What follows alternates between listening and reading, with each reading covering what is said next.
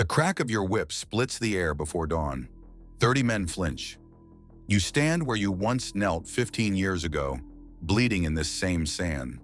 Now you decide who lives and who dies in the Colosseum. This is your life as a gladiator trainer in ancient Rome.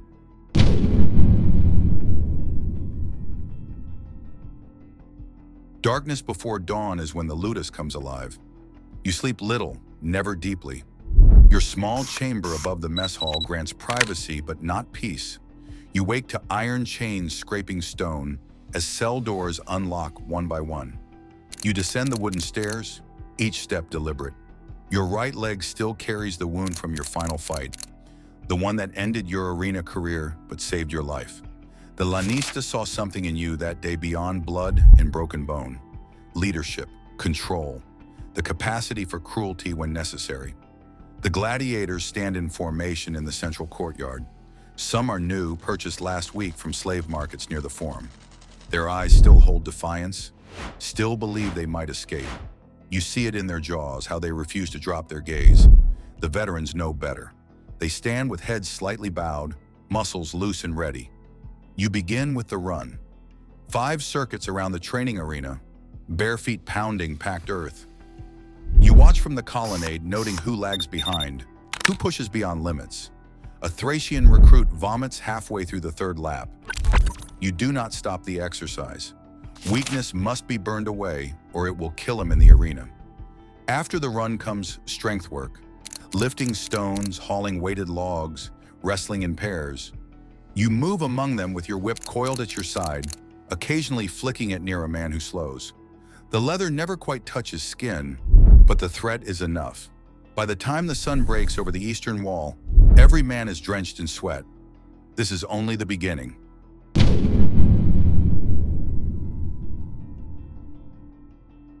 Three times a year, you accompany the Lanista to the slave markets. The stench hits first. Sweat, fear, and waste in the summer heat. Men stand chained in rows, bodies on display like cattle. Some are prisoners of war, Gauls and Germans who fought Rome and lost. Others are criminals condemned to the games. A few are volunteers, desperate men who sold themselves for coin or glory. You have learned to see past the dirt. You look for broad shoulders and thick legs, but also the eyes. You need men with fire who will not simply lie down and die when the sword finds their flesh, but not too much fire. Rebellion spreads through the ludus like disease. Last month, you purchased a deserter from the auxiliary cohorts. Tall, knows how to fight, bears scars from Germania campaigns. The Lanista paid 40 Ori for him. The deserter, now called Crixus, has proven difficult. He refuses smaller rations, challenges other men, speaks his native tongue when you have forbidden it. You will break him, or he will break you.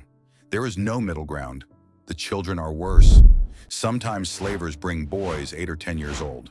The Lanista likes to buy them young, mold them from the beginning. You train these boys alongside the men, watching them transform from terrified children into hardened killers. Some nights you see their faces, the innocence draining away day by day until nothing remains but survival instinct. You tell yourself it is mercy, better trained properly than thrown to the beasts unprepared. You do not always believe it.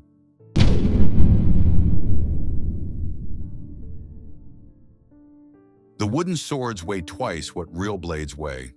This is intentional. When a gladiator finally holds true iron, it should feel light as air, quick as thought. Each gladiator trains according to his assigned class. The Myrmiones practice with heavy shields and short swords, learning to advance behind protection. The Retiarii work with weighted tridents and practice endless footwork. The Thraces master the curved Sika blade and small round shield. You drill them in combinations refined over generations. Step, thrust, recover, block high, strike low, feint left, kill right. Hour after hour until muscles remember without thought. But technique alone does not make a gladiator. They must learn to fight with wounds screaming pain, blood in their eyes, 50,000 Romans demanding death. So you push them past exhaustion. You make them spar when their arms can barely lift weapons. 3 against 1, until they understand the arena offers no fairness. Discipline is maintained through fear. The stocks stand in the corner of the guard room, iron restraints holding a man on his back for days. You have used them 3 times this month. Once for striking another gladiator during mess. Once for hiding bread. Once for Crixus, who challenged your authority before the others. The whip is more common, 10 lashes for minor infractions, 20 for serious ones. You deliver them yourself before the assembled gladiators. The lanista insists on this. Fear must be collective.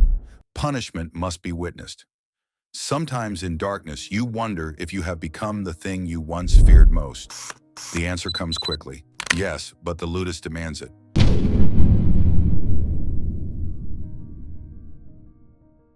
They call you Doctore, never by your name. That died the day you took this position.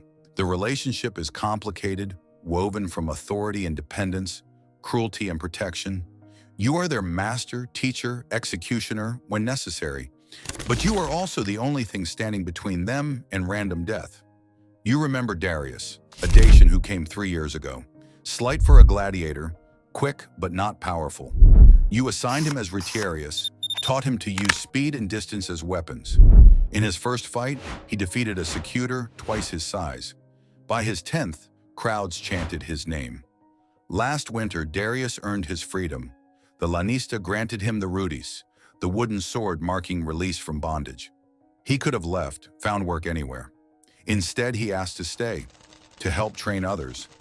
You refused, because letting him stay meant admitting this place had become something like home. And homes are for men who have choices.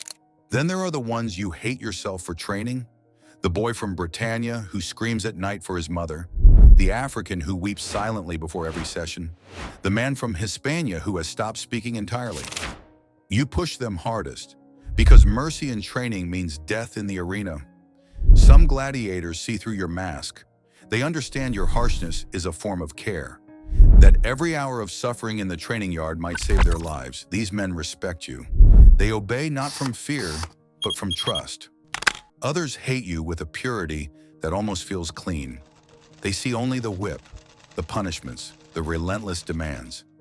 They do not understand that you dream of their deaths, that every gladiator carries a piece of your soul into the arena.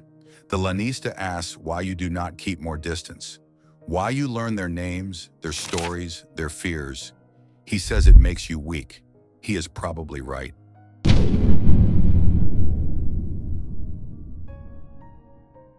The lanista is a businessman first. He owns this ludus, owns every gladiator within these walls, including the memory of what you once were. Your gladiators win more often than they lose. They die spectacularly when they die. They make him wealthy. Still, you are in fames in Rome's eyes. Infamous.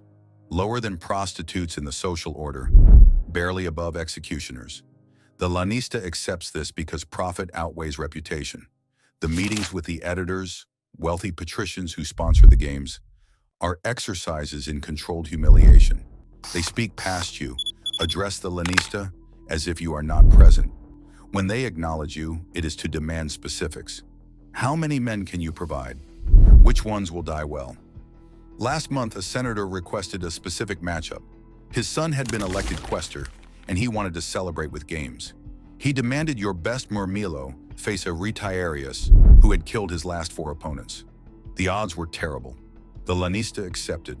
The fee was substantial. You said nothing. Your Murmillo, a German named Theodoric, survived 6 minutes before the net caught him. The trident found his throat. The crowd roared approval. The lanista collected payment plus a bonus for the quality of death. That night, you drank until your hands stopped shaking. The arena managers are different. They are professionals who understand the machinery of the games. You work with them to craft the narrative of each combat. The underdog who might triumph. The veteran facing a younger challenger. The bribes are constant. Officials expecting payment to schedule favorable matchups. Guards requiring coin to look away from small infractions.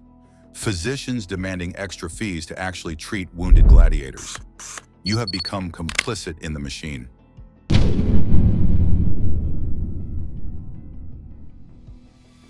The emperor has announced games to celebrate his triumph in Dacia. 5 days of spectacle, 200 gladiators. Half will die. The lanista has secured contracts for 20 of your men. This is both honor and death sentence. To fight in Imperial Games means exposure, the chance for glory and freedom. It also means the Emperor himself may decide your fate, and emperors are unpredictable in their mercy. You have 3 months to prepare. Training intensifies. The men rise earlier, sleep less. You add sessions in full armor, letting them feel the weight, the restriction of vision through narrow helmet eye slots. They must learn to perform with 50,000 people screaming, with the Emperor's box judging their every move. You run mock combats in the small arena. Other gladiators play the crowd, shouting, jeering, demanding blood. The fighters must maintain focus while the world dissolves into chaos. You study the records of who they might face.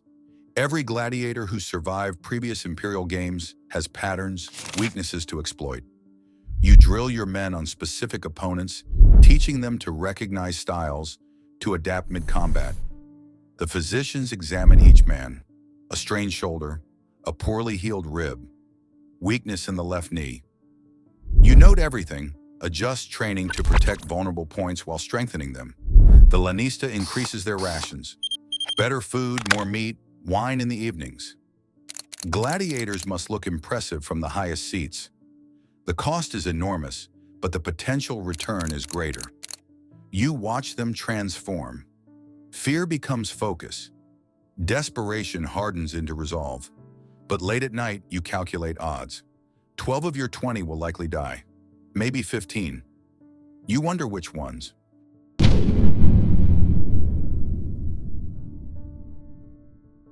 The evening before the games, tradition demands a feast.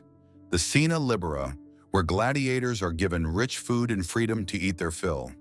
Citizens of Rome are invited to watch the condemned men at their final meal.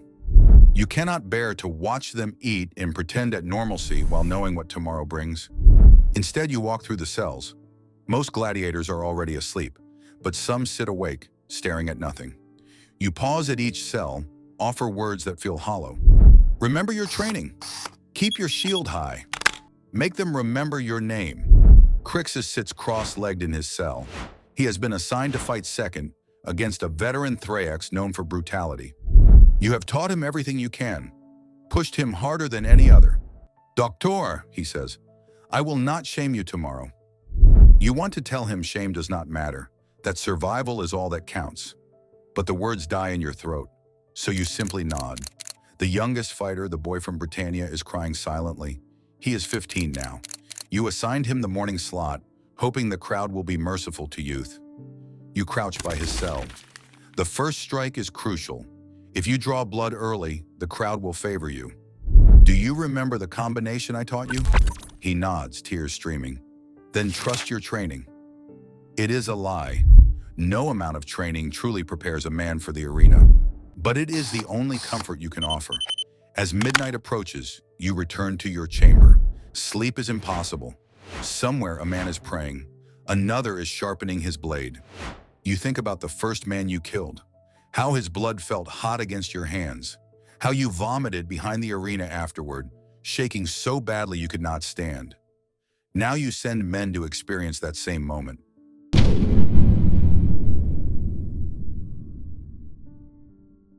The gates of the Colosseum yawn open like the mouth of some vast beast. You stand in the shadowed passage beneath the arena, watching as your gladiators are led forward in chains. Their armor gleams. Their faces are masks of concentration and terror. The first match begins. You cannot see from where you stand, but you hear everything. The clash of iron on iron, the roar when blood is drawn. Then silence. A messenger runs back. The boy from Britannia is dead. He lasted less than a minute. The crowd barely noticed.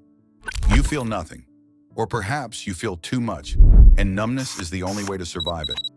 The matches continue. 3 of your gladiators win in the morning session. 2 earn missio, mercy. 1 is killed despite fighting well. The crowd simply wanted death. By midday, Crixus enters the arena.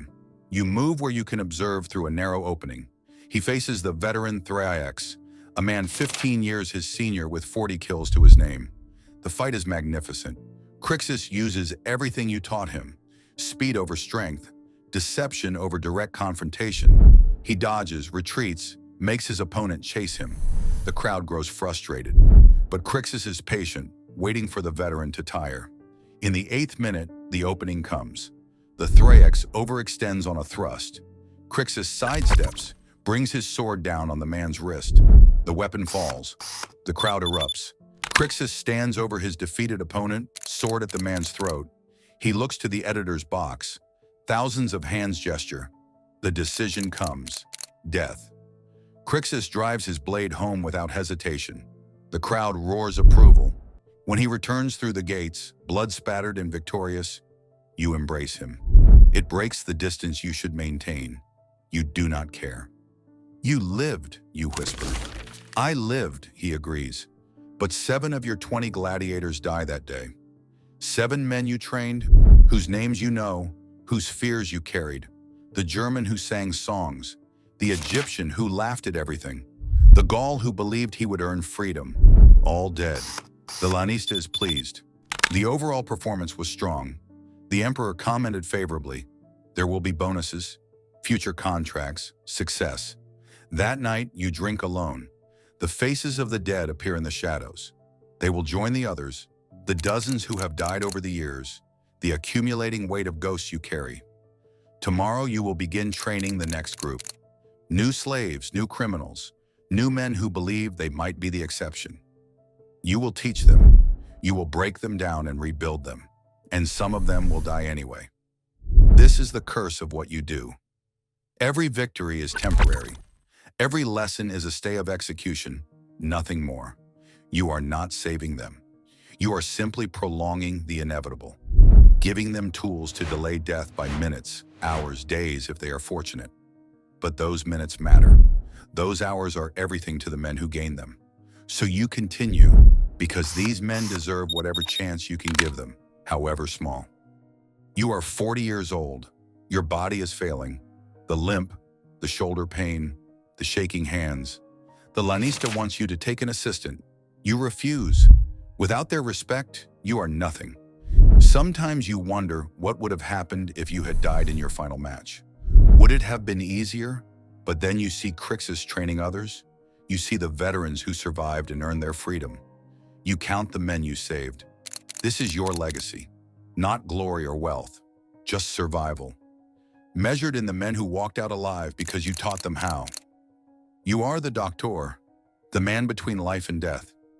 This is your burden to carry until the day you fall.